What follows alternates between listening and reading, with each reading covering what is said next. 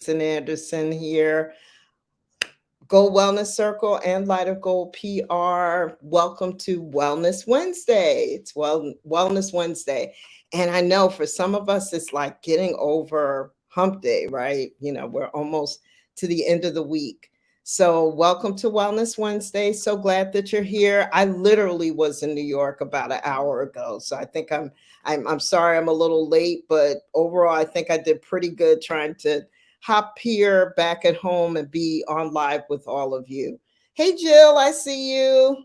Good to see you. It's been a while.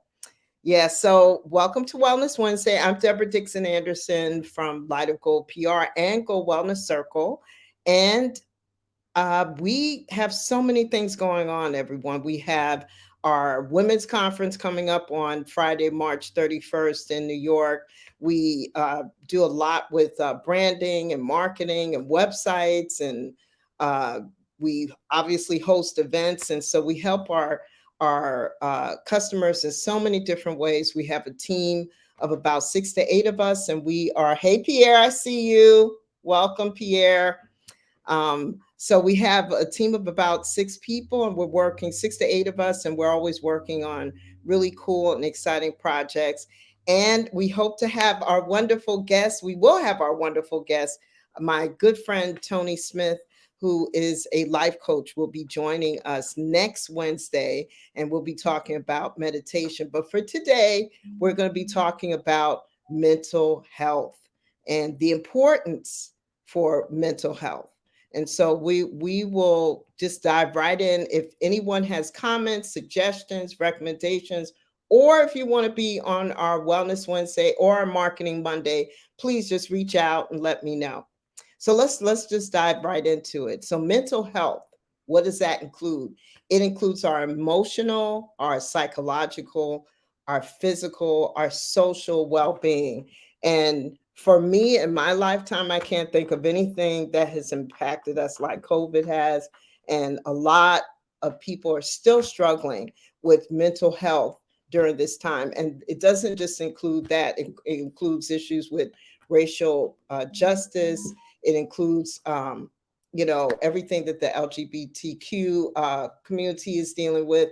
It includes everything that women are dealing with, everything across the board, where so many things would be impacting our mental health.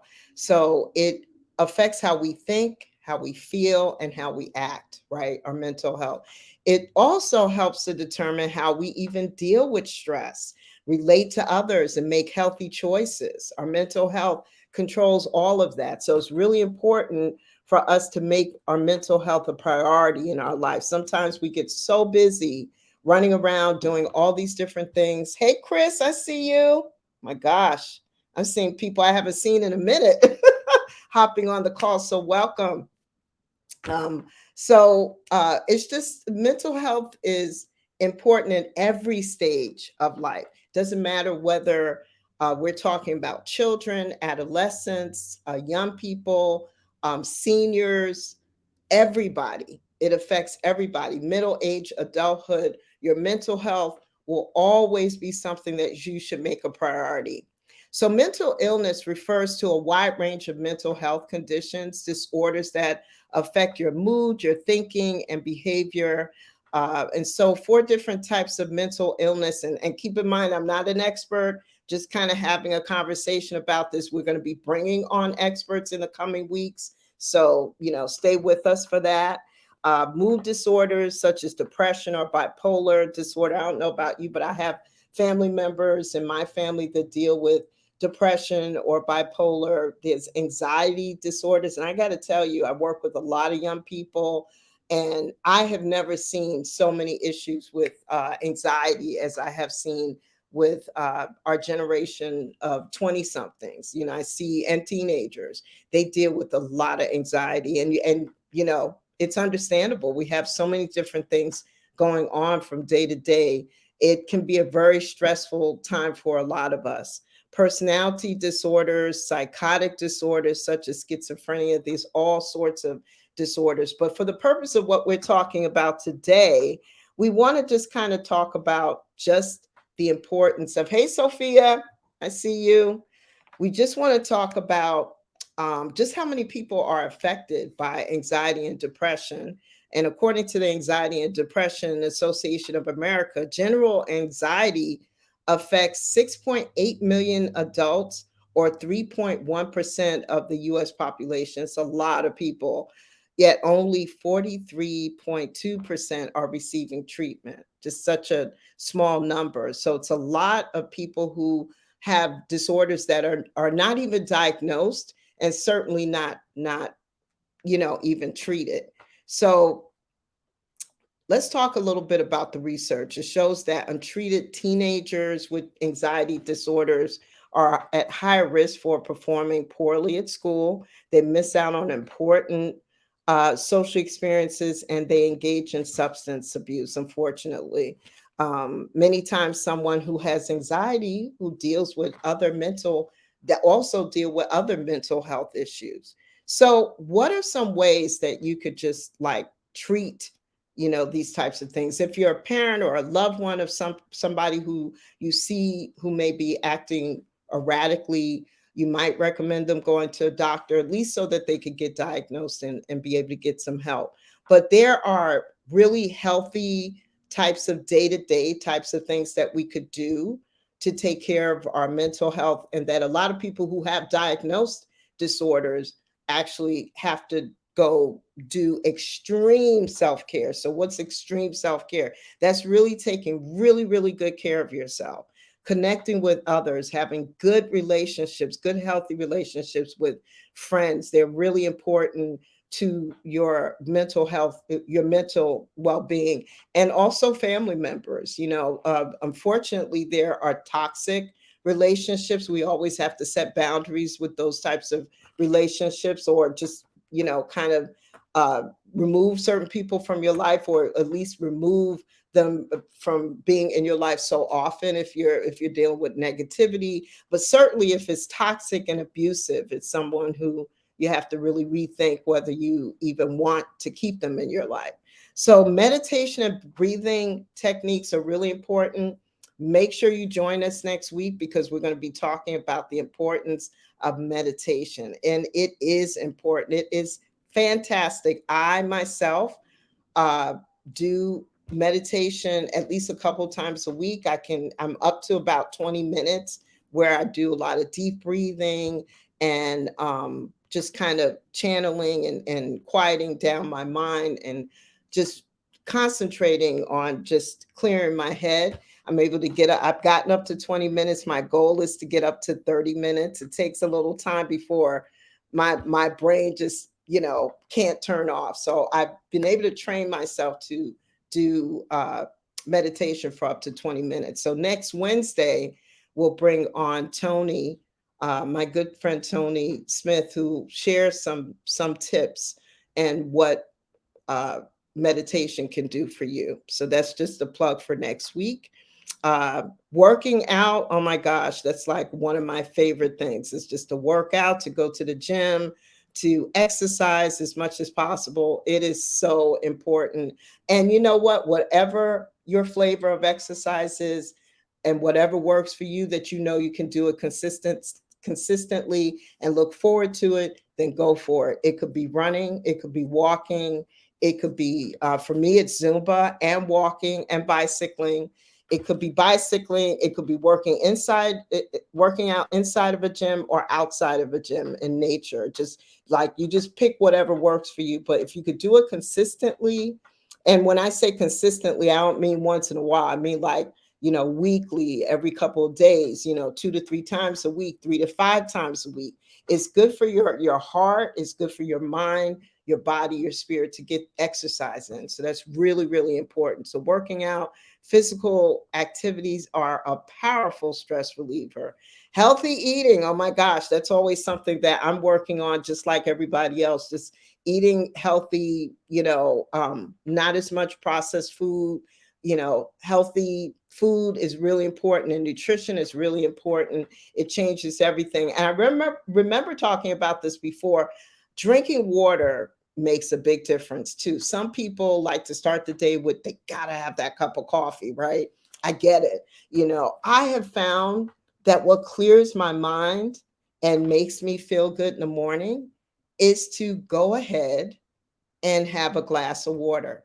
So, having a glass of water, whether it's 6 ounces, 8 ounces, having a glass of water changes. It just makes me feel better. And getting in as much water throughout the day, it does really, really help. So, setting goals and priorities is really important. We talked a little bit about manifesting. And when you have a goal, hey, we're already, what, almost a month and a half in to 2023. So if you set some goals for 2023, you already lost a month and a half or a month and a quarter, right? So making sure you're focused on setting goals. And so what are goals, right? So goals are like dreams with a deadline, right? That's what a goal is. It could be like a dream. Dreams are goals with a deadline. I'm sorry, I got that backwards, but dreams are goals with a deadline. And so making sure that you stay focused on what your goals and what your priorities are is really, really important. So many of us get thrown off track. Sometimes it's with someone else's drama, sometimes it's with other things or other people who kind of throw us off track a little bit. So making sure that we're staying focused on being positive and what our priorities and goals are and what our dreams are is really important. Breathing techniques, we'll talk a little bit more about that next week, but breathing techniques are really good. When I feel really stressed, sometimes taking a deep breath in your nose, blowing out of your mouth just makes you feel so much better. And I find that if I do that a couple of times a day, depending on what's going on, maybe I have a lot of projects going on, a lot of deadlines, stress going on, then I always try to do some deep breathing. And trust me, it does help with it. Like if you feel the stress, like maybe a headache or just feel stressed out in your body, deep breathing really helps you. It's something that you could do at any time, anytime that you want. So here's some things to consider. Talking to someone, it could be a therapist, it could be a counselor, maybe going to a group session. Me, I love talk therapy. So I have some trusted communities that I'm part of. My feisties who I walk with, these ladies and I have been walking for almost 3 years. We started walking when the pandemic started. And oh my goodness, the things that we've talked about has been like, it's just been amazing. We've all gone through so much in 3 years, but we know that's a trusted space for us to share things that we're dealing with, whether it's family members, loved ones, loss, grief, whatever it is. We've shared it on those walks. So having those trusted communities to share, or seeing someone, if you have consistent struggles with depression or anything like that, seeing a therapist, getting some help. There's nothing wrong with needing help, and there's nothing wrong with getting help. So just remember that. It could be a friend, it could be a family member, but if you need more help than that, sometimes you need to go see a therapist. And therapy has changed so much now. People are seeing therapists on Zoom now, they're seeing therapists in person, they're mixing it up a little bit. There's apps now. It's amazing how therapy has evolved and counseling has evolved now because of COVID.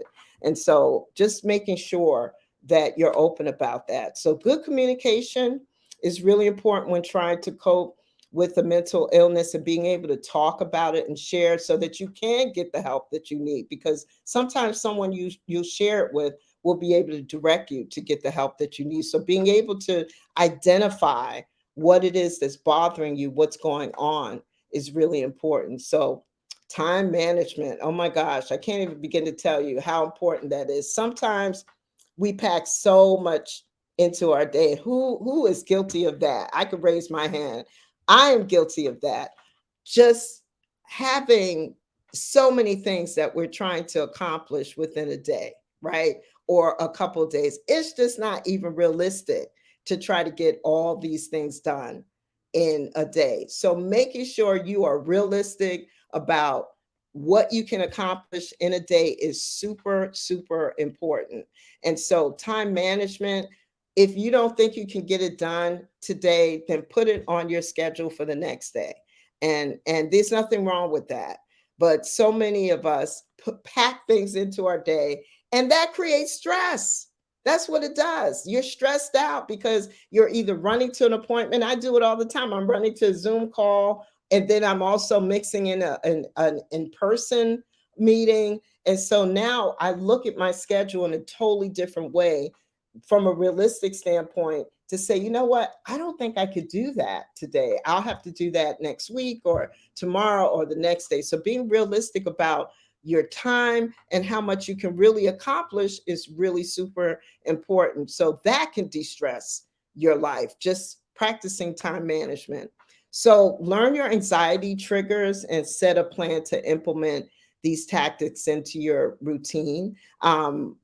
It's really important to do that because some of us have triggers, and those triggers will cause stress for us. So backing away from those triggers, really important. So I'll tell you what some of mine are, and you can let me know what some of yours are. Please, if you have anything, drop it into the comments or anywhere, and I'll mention it as I'm talking about this. But what I can tell you, some of my triggers are my phone, too much information. If we have politics, we're looking at too much news, too much, TV or too much news on our phones.